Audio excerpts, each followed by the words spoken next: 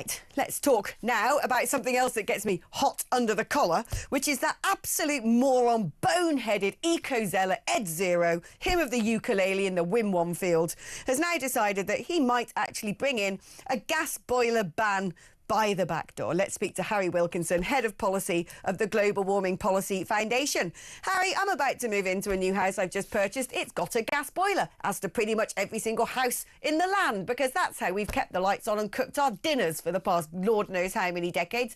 Most of us can't afford heat pumps. What on earth does Ed Zero think he's playing at? Good afternoon, Alex. Well, this is extraordinary. What we seem to have with Ed Miliband is someone who seems to have the least confidence in his own agenda, even compared to us at the Global Warming Policy Foundation. If you thought that heat pumps were going to save people money, why would you have to ban the alternatives? If you thought heat pumps were going to save people money, why would you have to increase taxes on gas to force people to do this? You know, we are already under what's known as the clean heat market mechanism, which mandates that a certain percentage of boiler sales have to be heat pumps.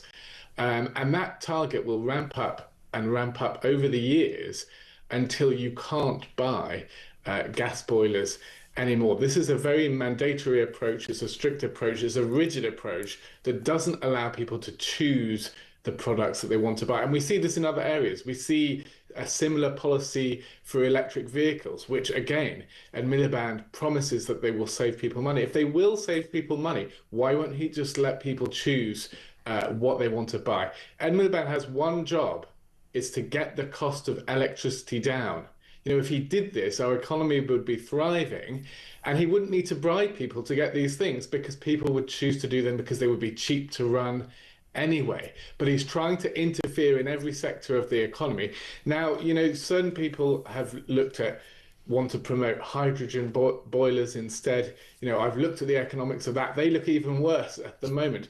But what we should have is people still having the option to get gas boilers if they remain cheaper. Consumers just need to be allowed to do what they want. This is perhaps the most regressive agenda. I can't think of a single green policy that's not regressive, because it's wealthy people who can afford heat pumps, and the poorer people who will not be able to afford to get a heat pump for the time being will be stuck with these new taxes that Ed Miliband is planning to levy on people who use gas. So, you know, please, Ed Miliband, focus on doing your job and getting the cost of electricity down.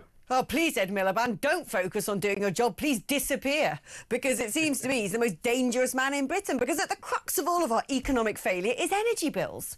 You know, when Rachel is, oh, look, you know, the interest we have to pay on our debt is more than we expected. Oh, because of inflation. I'm like, that might be because you're taxing employment, and it also might be because your little mate Ed over there has decided to carry on pushing for crazy net zero targets, which means businesses can't operate, which means hospitals pay as high as energy bills as we do in our homes, which means the cost of food on the shelves is more because it needs to be transported and refrigerated.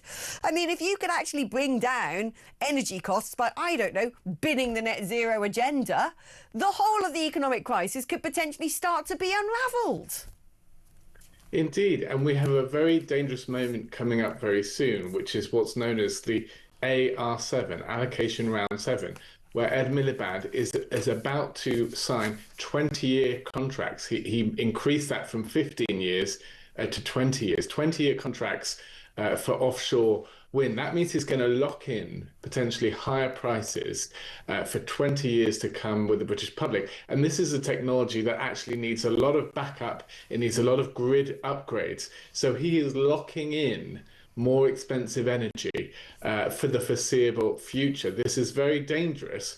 And Ed Miliband urgently needs to reconsider these plans and actually put forward proposals that will introduce competition and stop it from being the case that the government is picking winners and just trying to predict the future, and allowing markets and competition and consumer choice to bring down prices for people. He needs to read some basic economics textbooks and he would understand that his agenda is particularly misguided. Maybe you should go on a little school trip to Spain as well, because one thing I learned about renewables, which I didn't know before when Spain had their blackouts, is because renewables are so random, because they're weather dependent, and we've got the most random weather in all of Europe, probably in the United Kingdom, our tiny little island under a jet stream.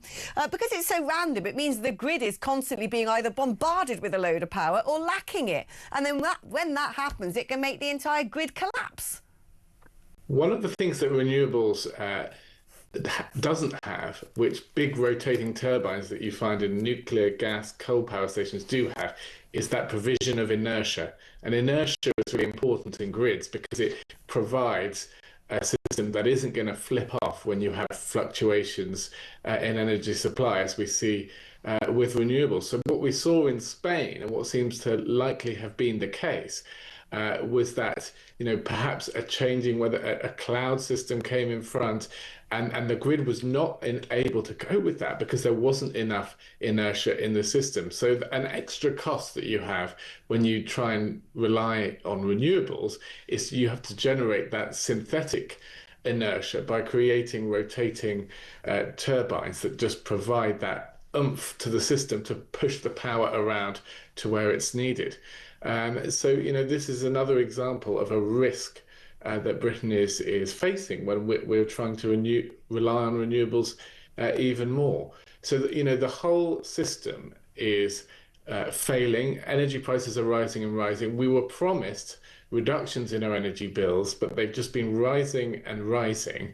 And this is going to the heart of Britain's productivity declines. Oh, and you wonder why the Cabinet is saying we're about to head towards disaster because of deindustrialisation, lack of trust in public institutions, etc., etc. Because of you!